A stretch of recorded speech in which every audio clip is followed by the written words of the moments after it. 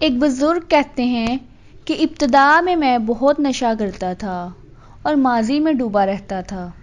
ایک دن میں نے ایک یتیم بچے کو دیکھا تو اس کا اسی طرح اکرام کیا جیسے اپنی اولاد کا اکرام کیا جاتا ہے، بلکہ اس سے بھی زیادہ۔ پھر میں سویا تو خواب میں دیکھا کہ جہنم کے فرشتے زبانیاں مجھے پکڑ اور جکڑ کر جہنم کی طرف لے جا رہے ہیں۔ اچانک وہ یتیم بچہ مجھے راستے میں مل گیا۔ اس نے ایک فرشتے سے کہا، اسے چھوڑ دو تاکہ میں اپنے رب سے اس کے متعلق مراجعت کر لوں، لیکن فرشتوں نے ایسا کرنے سے انکار کر دیا۔ اچانک ایک آواز آئی کہ اسے چھوڑ دو کیونکہ اس نے یتیم کے ساتھ جو حسن سلوک کیا تھا اس کی وجہ سے ہم نے یہ اسے دے دیا ہے۔ میں خواب سے بیدار ہوا اور اسی وقت سے یتیموں کے ساتھ اکرام میں خوب مبالغہ کرنے لگا۔ اسی طرح علوین میں ایک آدمی کی کچھ بیٹیاں تھیں۔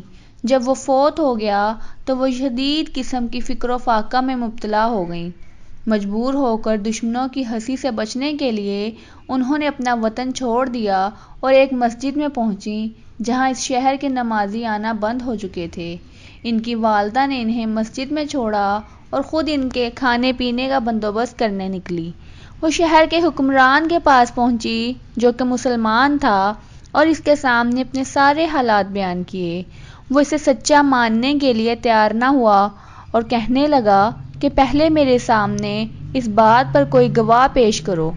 اس نے کہا، میں تو اس شہر میں اجنبی ہوں، گواہ کہاں سے لے کر آؤں؟ یہ سن کر اس نے اس عورت سے اعراض کیا۔ وہ وہاں سے چل کر ایک مجوسی کے پاس پہنچی اور اس کے سامنے بھی اپنے سارے حالات بیان کیے۔ اس نے اسے سچا تسلیم کر لیا اور اپنے گھر کی کسی عورت کو اس کے ہمراہ بھیج دیا جو اسے اور اس کی بیٹیوں کو اپنے گھر لے آئی، اور اس مجوسی نے ان کا خوب اکرام کیا۔ جب آدھی رات گزری تو اس مسلمان حکمران نے خواب میں دیکھا کہ گویا قیامت قائم ہو چکی ہے اور نبی علیہ السلام کے سر پر لواء الحمد لہرا رہا ہے اور ان کے پاس یہ ایک عظیم محل ہے۔ اس مسلمان نے نبی علیہ السلام سے پوچھا، یا رسول اللہ صلی اللہ علیہ وآلہ وسلم، یہ محل کس کا ہے؟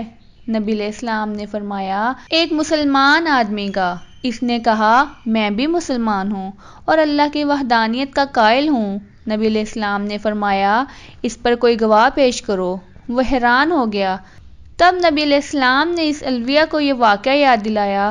جب وہ آدمی بیدار ہوا تو نہایت غمگین اور پریشان تھا۔ اس نے عورت کو کیوں دھتکارا؟ پھر اس نے اسے بہت تلاش کیا، بالآخر اسے پتہ چل گیا کہ وہ فلاں مجوسی کے گھر میں ہے۔ اس نے اس مجوسی سے انہیں اپنے یہاں لے جانے کی درخواست کی، لیکن اس مجوسی نے انکار کر دیا اور کہنے لگا کہ مجھے ان کی وجہ سے برکتیں نصیب ہو رہی ہیں۔ اس نے اسے 1000 دینار کی پیشکش کی لیکن وہ نہ مانا۔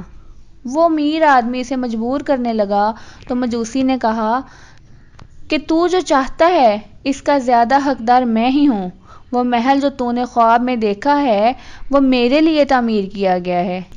کیا تو مجھ پر اپنے مسلمان ہونے کی وجہ سے فخر کرتا ہے؟ بغداد میں اور میرے اہل خانہ اس دن رات کو سونے سے پہلے اس الویہ کے ہاتھ پر ایمان لا چکے ہیں، اور میں نے بھی وہی خواب دیکھا تھا جو تو نے دیکھا تھا، اور نبی علیہ السلام نے مجھ سے فرمایا تھا کہ کیا وہ الویہ اور اس کی بیٹیاں تیرے پاس ہیں؟ میں نے عرض کیا، جی یا رسول اللہ صلی اللہ علیہ وآلہ وسلم۔ نبی علیہ السلام نے فرمایا، یہ محل تیرا اور تیرے اہل خانہ کا ہے۔ یہ سن کر وہ مسلمان غمگین و نامراد ہو کر لوٹ گیا۔